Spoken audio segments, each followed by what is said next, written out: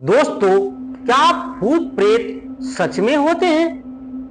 क्या आपने कभी भी इन रहस्यमय शक्तियों को महसूस किया है? एक बार रमेश ने इन रहस्यमय शक्तियों को महसूस किया था और यह रमेश की ही कहानी है। यह रमेश की आप बीती है। यदि आपने भी कभी इन रहस्यमय शक्तियों का सामना किया हो या आपके साथ कोई डरावनी घटना घटी हो तो आप हमें जरूर बताइएगा। हम आपकी कहानी लोगों तक पहुंचाने का प्रयास करेंगे। चलिए कहानी की तरफ चलते हैं। रमेश जो एक ट्रक ड्राइवर है और सालों से रात रात भर माल ढोता था। उस रात कुछ अनमना सा चल रहा था। आसमान में चांद की हल्की सी रोशनी थी और सड़क पर धीरे धीरे कोहरा फैल रहा था। रमेश अपनी गाड़ी में केबिन में बैठा हुआ कुछ गुनगुना रहा था, लेकिन उसका मन नहीं लग रहा था। उसने रेडियो ऑन किया, लेकिन रेडियो पर बस खरबराहट की ही आवाज आई। रमेश ने एक सिगरेट सुलगाया। तभी कोहरे के बीचों बीच से एक लड़की की हल्की सी परछाई रमेश को दिखाई पड़ी। रमेश ने देखा, लंबे काले बाल हवा में लहरा रहे थे। सफेद साड़ी में लिपटी हुई एक लड़की सड़क के किनारे खड़ी थी। रमेश ने ट्रक को धीमा किया और खिड़की से झांक कर पूछा, कहां जाना है आपको? लड़की बस ट्रक को देख रही थी। रमेश को थोड़ा सा अजीब लगा, लेकिन उसने सोचा शायद कोई मुसाफिर होगी, रात में यहां फंस गई होगी। उसने ट्रक का दरवाजा खोला और लड़की चुपचाप ट्रक के अंदर बैठ गई।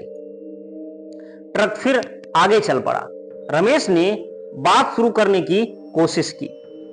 उसने पूछा, क्या नाम है तुम्हारा और इतनी रात को कहां से आ रही हो? लड़की चुप रही। उसकी सांसें भी सुनाई नहीं पड़ रही थी। रमेश का दिल अब जोर जोर से धड़कने लगा। उसे डर का एहसास हुआ। उसने गौर किया कि ट्रक का तापमान अचानक ठंडा पड़ रहा है, हालांकि हीटर चालू था। रमेश ने लड़की की तरफ देखा।